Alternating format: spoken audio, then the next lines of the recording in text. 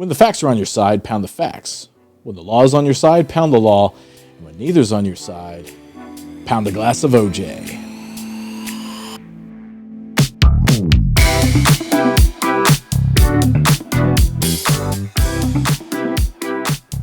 All jokes aside there, I just want to say from the outset of this video, I am not a lawyer. I'm not even a paralegal. I have no legal training whatsoever. So none of the opinions, things that I mention here are really from a legal perspective. It is not legal advice to anybody. You should go consult an actual lawyer for anything that pertains to you and your situation, and to get legal advice. If you're taking legal advice from some rando on YouTube, you're an idiot. So much like the SEC complaint video, which I did back in October, shortly after the SEC unleashed their complaint. I think it was around 87 pages long. It was quite lengthy. I'm going to focus on just a few things. We're not going to go through that entire complaint in its entirety. I'm not even going to go through every single line item that we did and kind of see what the tit for tat on SolarWinds is. We're going to take just a few of the items that SolarWinds seems to be acknowledging. It's kind of interesting. They don't acknowledge every single fact, or they don't outright concede every single fact that the SEC brings up, but that kind of starts the whole process of what facts do you all agree on. And if you don't really contest facts in your motions and in your responses, a lot of times you're conceding facts. And again, I don't understand necessarily how that all plays out in federal court, but it is something noteworthy. So for those of you who haven't been hiding under a rock, the SEC sent a Wells notice out to SolarWinds and their CISO, Timothy Brown, basically as a result of their 3-year investigation after the Sunburst compromise of SolarWinds. It was basically their Orion product was infected with malware that once installed would potentially have the ability to ransomware or just take control of systems across a victim's environment. So, definitely government agencies. FireEye was actually infected, Mandiant, and several other companies, both nation state and not, were infected by that and affected by the issue. And it wasn't until December that everything was really found out, and and SolarWinds even made a statement in December of 2020 about that in their 8K filing. As we've been going through, we've been kind of waiting for SolarWinds' response. SolarWinds responded in a blog article, which very much read like a blog article, screed, ranting and raving, and kind of trying to drum up a lot of harumph, trying to drum up a lot of fear and doubt, really making exaggerated statements against the SEC, trying to paint them as this boogeyman who's coming after everybody, and the court needs to stop them. It's not quite what I think is going on. I think they're definitely overreacting, but they're also doing their job and pounding the table when maybe the fact or the law in this case doesn't always bear out for you.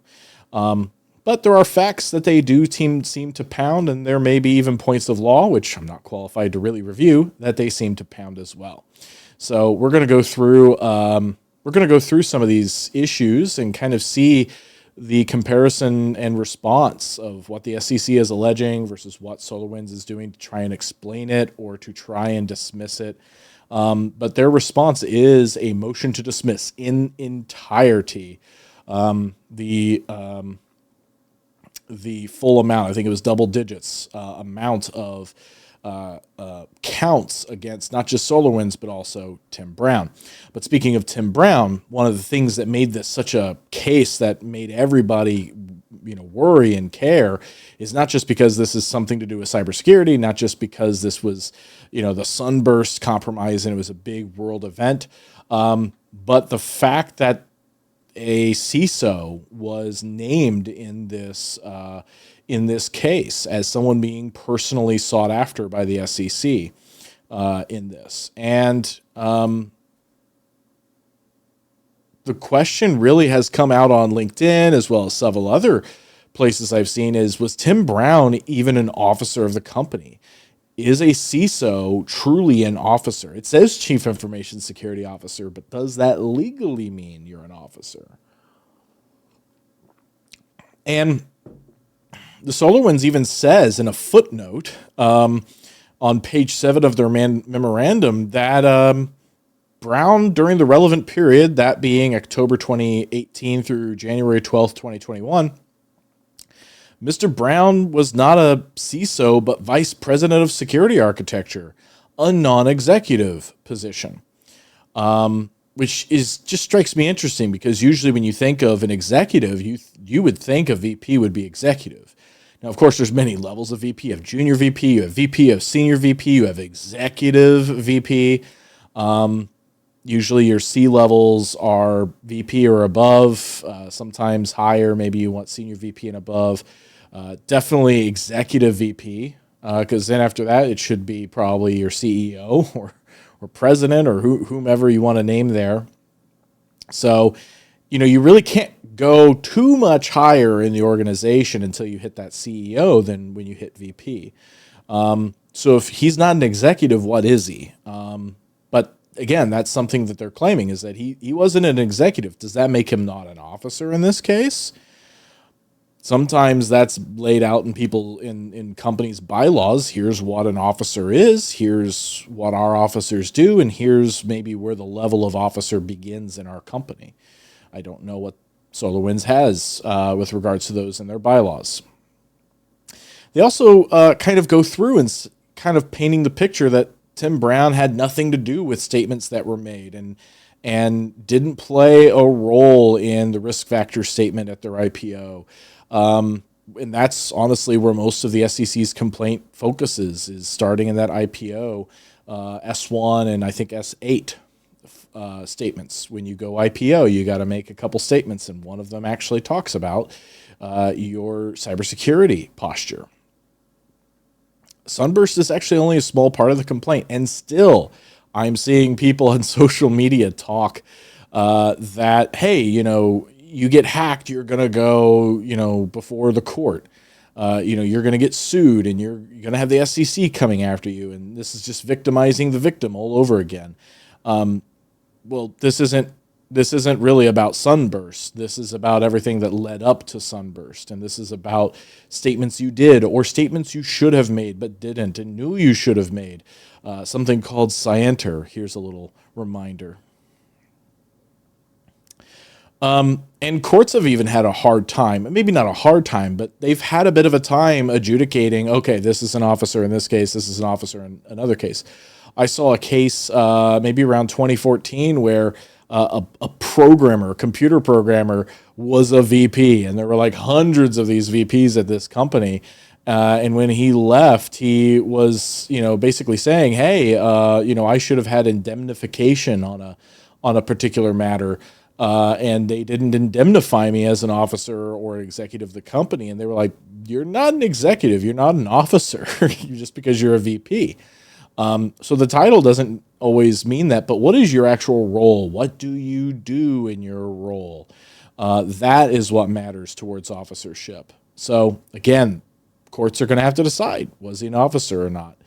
If not an officer, if they find that, yeah, he's not really an executive, that could change this case as far as Tim Brown's concerned and could really paint a direction as to where things are going. But had he been CISO at the time, would that have changed something?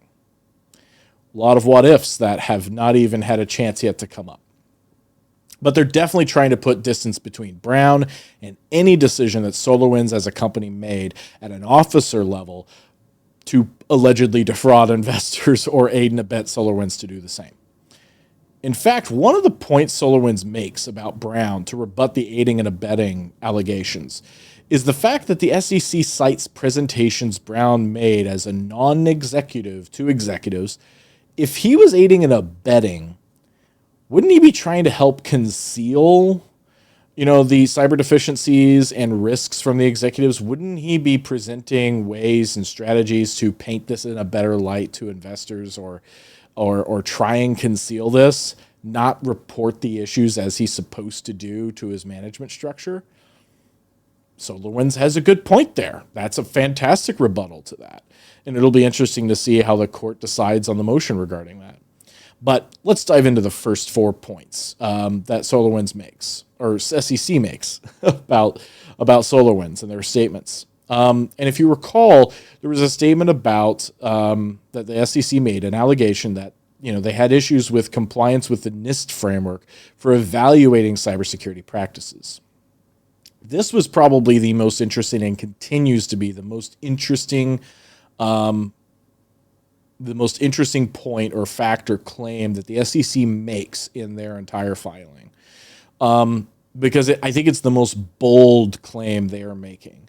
Simply because when you assess yourself with a framework and continuously do so and do so in a way, you're getting the information as to what's working, what's not working, what you continue to need to improve on. And that is trend. You can see trending activity over time. And so really, SolarWinds can't deny these statements. SolarWinds can't deny their own assessments. SolarWinds can't say they didn't know about these things because it was being reported over time. SEC alleges that those SolarWinds claimed in the IPO statements back in 2018 that they follow the NIST cybersecurity framework with layered security controls to help identify, prevent, detect, and respond to security incidents. SolarWinds' own self-assessment showed they had no program or practice in place for the majority of controls in NIST 853, which is what they used the NIST CSF against. In 2021, 60% of controls were completely unmet. And my first reaction to that, when I was seeing that in the SEC complaint back in October, it was jaw-dropping. You claim to follow NIST CSF and you have nothing for 60% and have only 6 to 10% considered in place, but you say you're following the NIST CSF for that whole time period? Really?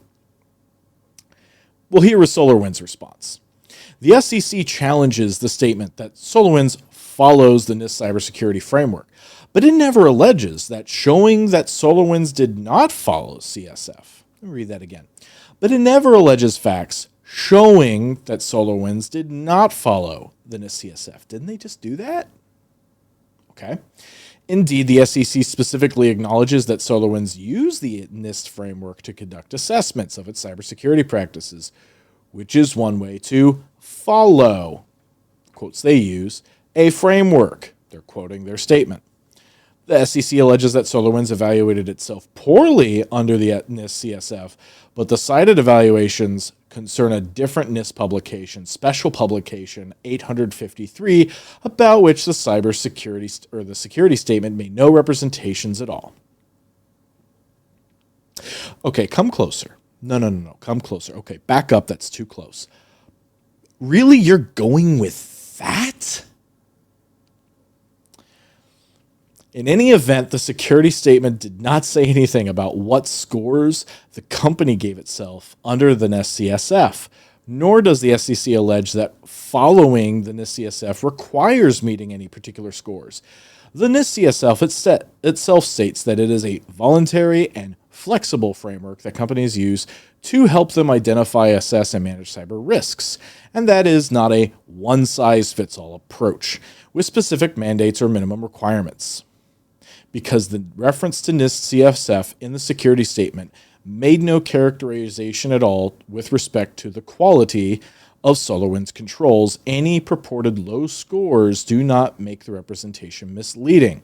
They actually cite a bit of case law that I didn't go and research because I'm not a lawyer, but essentially they're making an appeal to a case where with Marriott, where the court's already kind of decided that, this is an acceptable practice to say you follow something, but maybe there's characterizations that could be made to the quality of you following it. But here's how I'm going to distill all of that. SolarWinds is saying, essentially, it's okay to name drop a framework for evaluating your security controls in an effort to characterize one's cybersecurity posture and practices. but also totally okay at the same time to not actually implement meaningfully anything with regard to what the framework says is lacking? We're supposed to believe that's okay. Now, understand security experts aren't reading S1 and S8 statements. They're not reading 8K filings to make investment decisions. The investor ones are, but that's not what we do day in and day out. And that's not what investors do. They don't view everything from a cybersecurity perspective. These are people who are entrepreneurs. These are people who are serial investors. They're people who are, buying up housing and real estate. They're all kinds of people who are reading these statements, but they're really not cybersecurity experts. They're not going to necessarily understand the nuance between, I follow NIST CSF, but I don't follow the NIST 853, even though I use the 853 with my CSF to evaluate myself. I find that disingenuous. I found it disingenuous when SolarWinds wrote their blog post, and I find it disingenuous now with the way they're trying to argue this. Because when you're using the NIST 800-53 with the NIST CSF and you don't see improvements over the time, but your statements about following NIST doesn't change, are you really following the NIST CSF? Sure, there's no minimum score, but dang, not even 10% or maybe around 10% in place, that's okay? I don't really think you're probably following the NIST CSF. We're all a work in progress. You can never invest yourself. You can never spend money to go from 0 to 100% compliance, right? But you should be making meaningful progress. So if an investor compares these two facts, which, by the way, SolarWinds is not denying are true. You may have noticed nothing in there where they said, the SEC's wrong about our assessments. The SEC is wrong. We didn't have those assessments. We didn't know about those assessments. They're not admitting it, but they're not also denying any of the facts that the SEC brought up about it. In fact, they seem to be kind of using those facts to say, see, we assessed ourselves, and that's what we said we would do. And therefore, we were following our statement, and therefore it was true, and we didn't mislead anybody. I don't think you can have it both ways. But this may just be, hey, investors are going to be misled by pedantry. Is that okay? But hey, it's the legal system, and many a legal battle has been won by pedantry alone. So I call BS on this, definitely in the court of public opinion. Even if it ends up being legally okay, this just really smells wrong to me. The SEC even, you might recall, alleged a gap between what SolarWinds and even Brown were saying publicly about their SDLC, their secure development lifecycle practices. What was actually practiced, especially for components of the Orion product, which were actually part of the Sunburst compromise. So proof that, these lack of controls ended up allowing and led to or contributed to a material event. SolarWinds is saying that their internal assessments rank their SDLC practices at a 2 out of 5 according to the NIST CSF, which actually does mean that they've got something in place, that the organization has a consistent overall approach to meeting the security control objective. Now, the SEC in their filing and their complaint doesn't seem to really understand the NIST CSF in detail. When they read a 2 out of 5, it really seems the way they describe it, they characterize it almost like that's a failing score. And that's not what the NIST CSF does. The NIST CSF doesn't give you a pass or fail. The NIST CSF, especially as you go down each control system, you get a ranking of, probably 0 out of 5, but really 1 out of 5. And, 1 out of 5 isn't 20% and 5 out of 5 isn't 100%. That's not how that works. It's a maturity question. Is this control even in place? And then how do we characterize this control? And a 2 out of 5 is the organization has a consistent overall approach to meeting the security control objective. Does it mean that's a perfect? No. Does it mean it's perfectly applied everywhere? No, it doesn't. So actually SolarWinds brings up a good point there and actually kind of destroys some of the SEC's credibility here about their claims about what the NIST CSF means. So they had an SDLC, but as the SEC points out, those didn't include components of Orion, and that is from sworn testimony by Brown too. Brown admitted, these components of Orion were not under the SDLC. Orion's a crown jewel. Orion is the big moneymaker of SolarWinds. That should rise to a level of materiality if your primary product that is probably, I would imagine, 60% of their revenue, essentially isn't really fully under the SDLC, especially for a long period of time. That's a problem. SolarWinds counters by saying essentially, and again, this isn't a quote, this is me paraphrasing or me kind of characterizing what they're saying. Just because we have a security policy doesn't mean we follow it perfectly. Okay, true. There's always gaps in policy. You're always going to have that. 100% true. They make those points in there. You're always, you can't have 100% compliance, and I get it. 100% right. But wouldn't an investor want to know that the company's biggest money-making product isn't fully tested against their methodologies that they state in policy, and that as they've been reviewing the NIST CSF and as they've been assessing and as they've been communicating about this, they've been recognizing this is a key control gap for their crown jewel product for years with little to no improvement. Again, once you add those characterizations on top of it, you really start, as the SEC does, you really start raising the case. But is that enough? That's the question. SolarWinds also attempts to get out of the inconvenient communications by stating, hey, those, again, paraphrasing, not in characterizing, not a quote, those happened before the relevant period and before we actually had investors to allegedly mislead, so they don't count. But when your story never changes, even when you have investors, that's kind of the point the SEC is making. That, you knew about this before the IPO. The IPO comes up, you don't say anything. You're into your IPO. You are a public company. It's 2019, you say nothing. It's 2020, you say nothing. Really? But this may also be an area that the court dismisses simply due to case law nuance and what is required to make claims the SEC is alleging. And that is well beyond this hacker's scope of knowledge and expertise.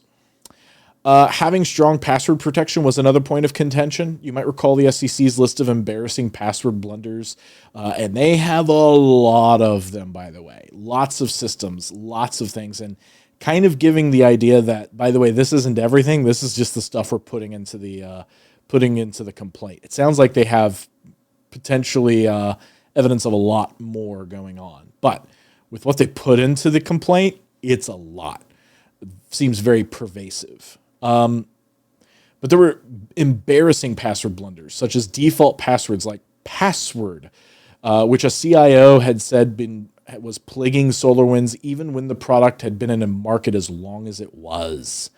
SolarWinds 123, which was actually found during the relevant period in 2019 on a SolarWinds Akamai server, which basically was hosting their FTP update server. An attacker could essentially use that password to upload malware for a customer to download.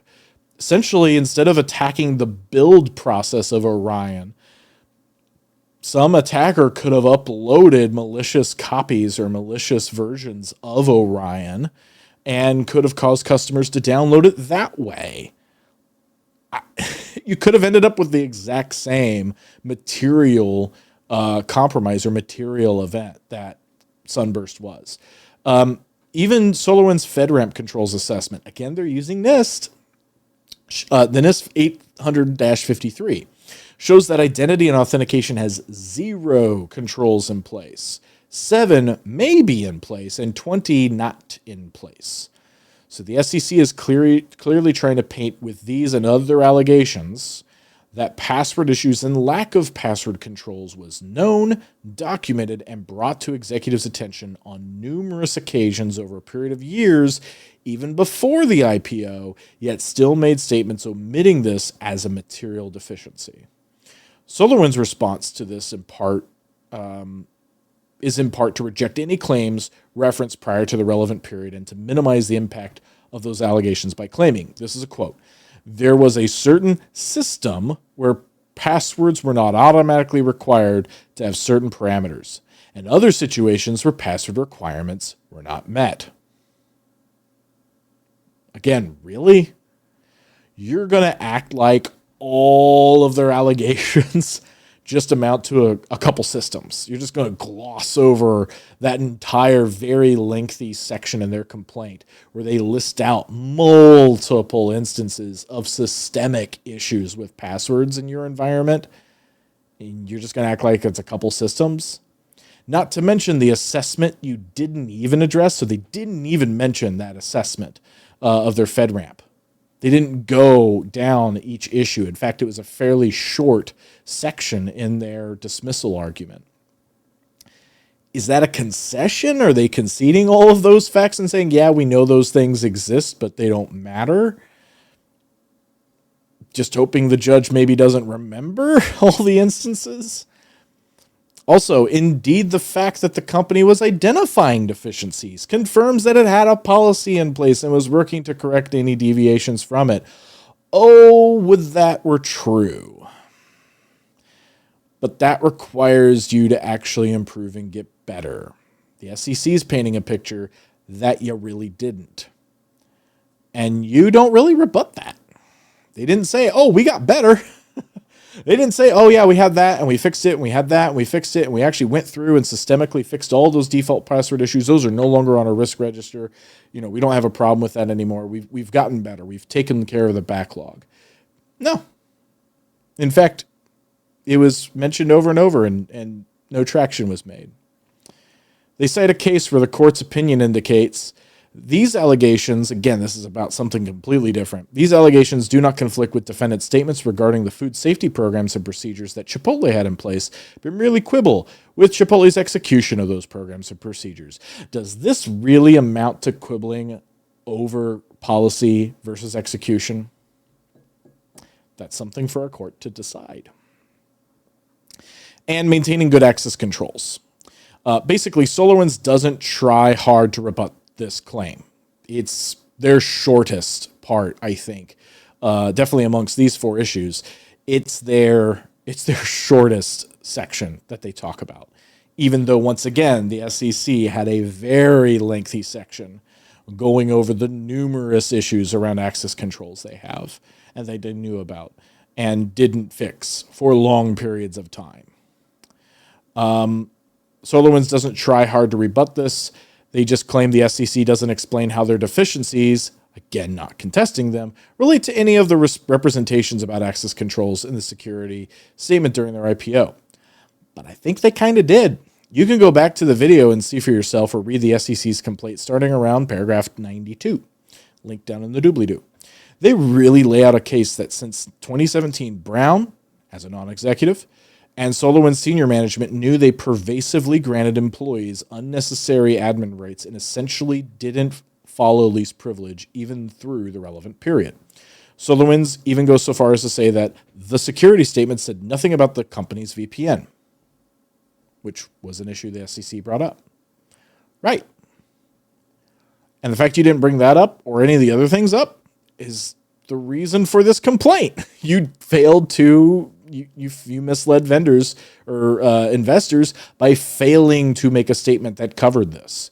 Omission of material risks. That's why we're here. Over and over, SolarWinds just attempts to gloss over issues the SEC has with their statement, was saying basically, again, paraphrased by me, we said we were vulnerable to a cyber attack despite our security measures. So investors were notified. So it doesn't matter what shortcomings, what risks, what things you find. at SolarWinds. And it doesn't matter for how long they leave those risks open.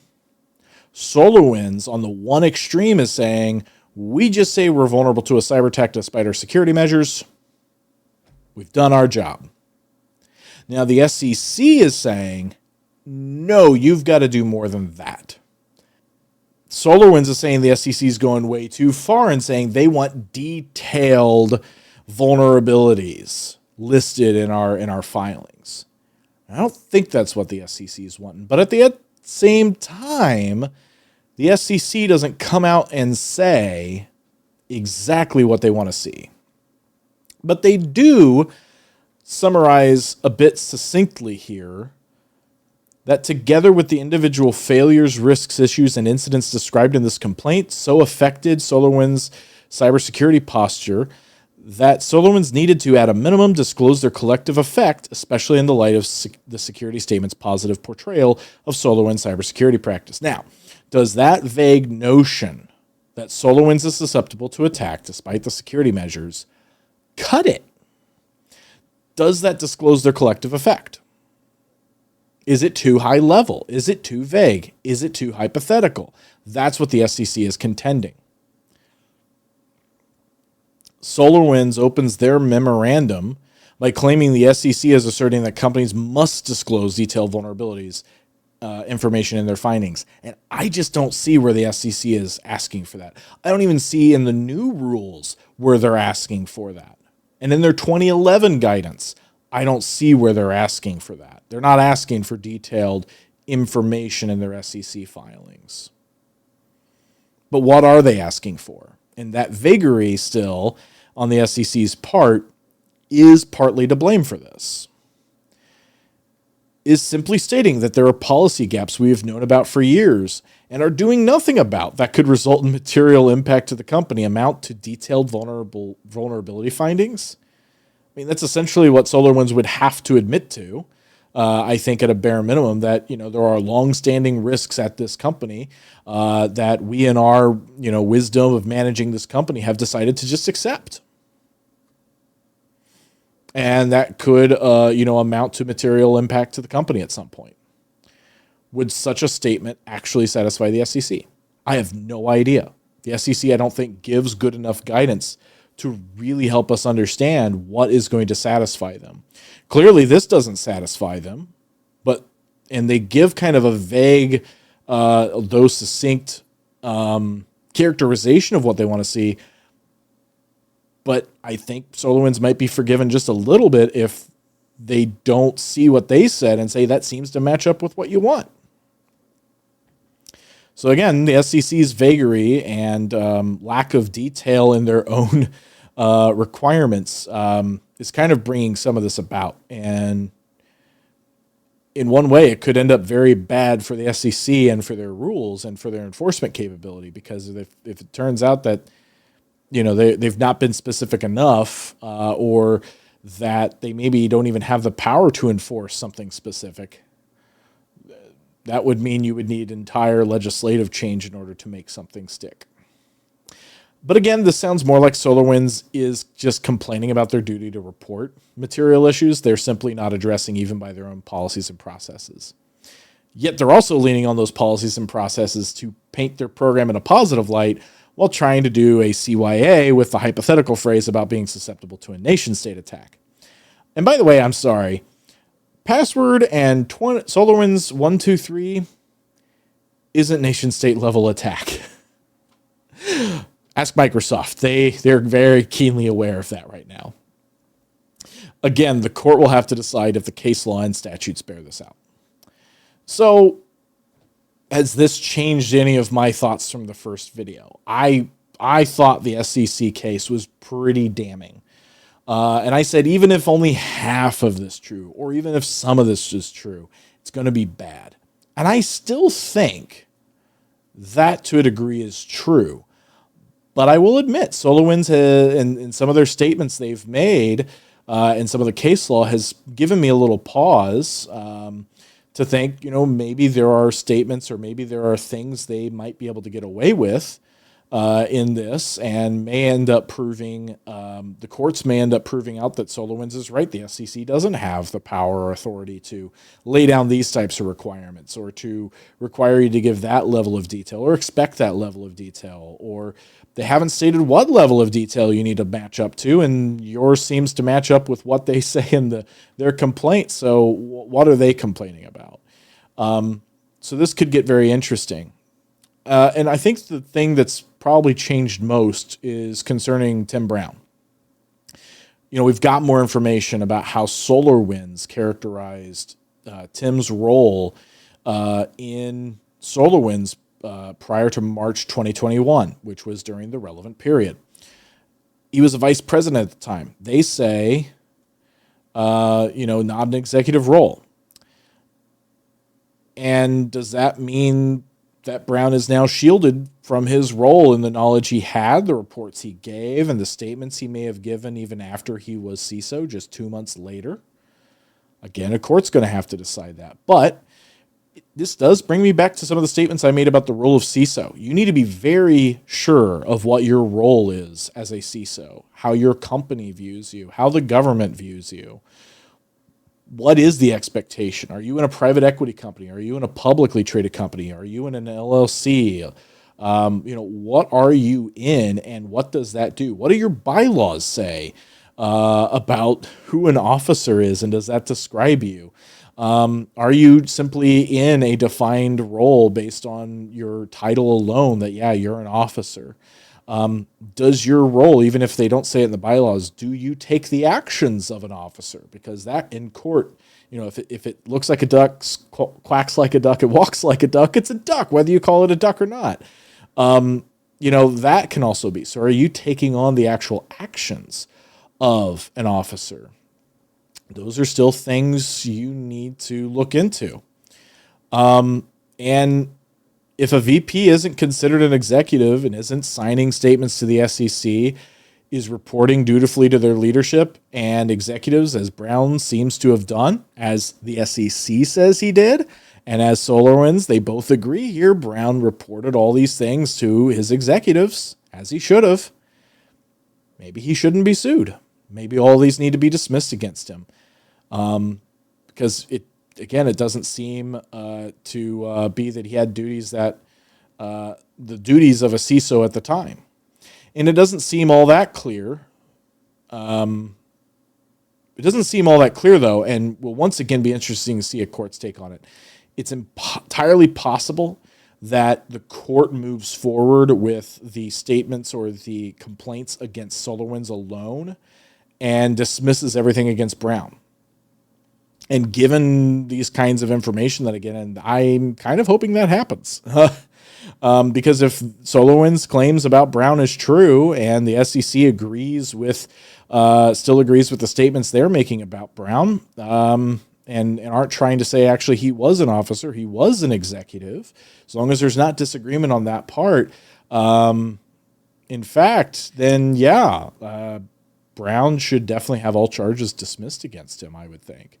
But these facts may be in enough dispute that it's going to take a jury or a trial to actually do that. A trial is where you do finding of fact. And a jury at the end of the day is the ultimate fact finder. They are the ones who establish, even on appeal, they're the ones who actually establish fact. These are the facts of the case. These are the facts that, lead up to your guilt or innocence. Well, not innocence, your guilt, because that's all juries can do. They can find you guilty. They can't find you innocent. They find you guilty of not being innocent. In either SolarWinds or SEC's favor. It's their job. That's their job to do that. So it's going to take them to do that. I think SolarWinds is trying its best, by the way, to deal with really, really bad, embarrassing facts. They seem to be coming up short on explaining it away, especially in the court of public opinion. None of this looks good for them. It doesn't look good anytime your dirty laundry, anytime your security practices and controls are just laid bare for people out there. It doesn't feel good as a cybersecurity professional. But again, if it's your duty to actually make some of this stuff known as it becomes material to investors, then that's what you've got to do. And that's the whole point of this complaint. But really, reading through the complaint, the response to the complaint, it just seems like an attempt to just get as many things dismissed as possible, right? They're just trying to narrow down the scope of their defense going forward. And I think they're probably going to be somewhat successful in that. I hope Tim Brown's allegations, again, if SolarWinds facts are correct, I hope his stuff gets dismissed and we just go forward with figuring out for SolarWinds as a company what actually you need to put in your statements. That would be, I think, the best way forward for that. And maybe there's certain things that move forward. But I think that's probably most likely what's going to happen is a lot of charges are going to get dismissed by the court, but I think some things are going to have to move forward because there's just too much disagreement. However, I must say I do like they're attempting to protect their current CISO. They aren't throwing him under a bus. They're not scapegoating him. That's good to see. They did, however, try to scapegoat an intern for the SolarWinds 123 password. So there's that. The SEC's targeting of Brown, and this is what the SolarWinds says in their statement. The SEC's targeting of Mr. Brown is not only unwarranted, but inexplicable. Mr. Brown is not even alleged to have played a role in the company's risk factor disclosures, and there is no conduct alleged remotely suggesting that he ever sought to deceive investors.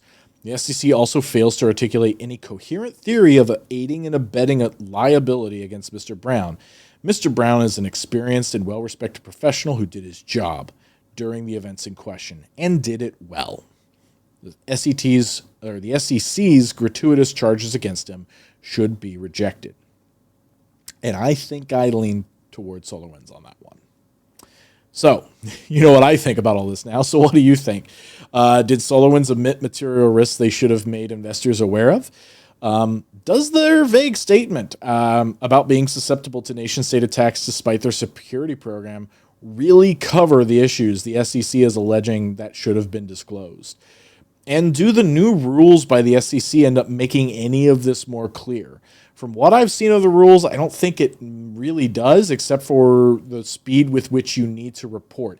And I didn't cover that in this video, but there were some good contentions that SolarWinds made about the speed with which SEC seems to be criticizing SolarWinds and complaining SolarWinds on, when they knew information and when they let that information out to the public.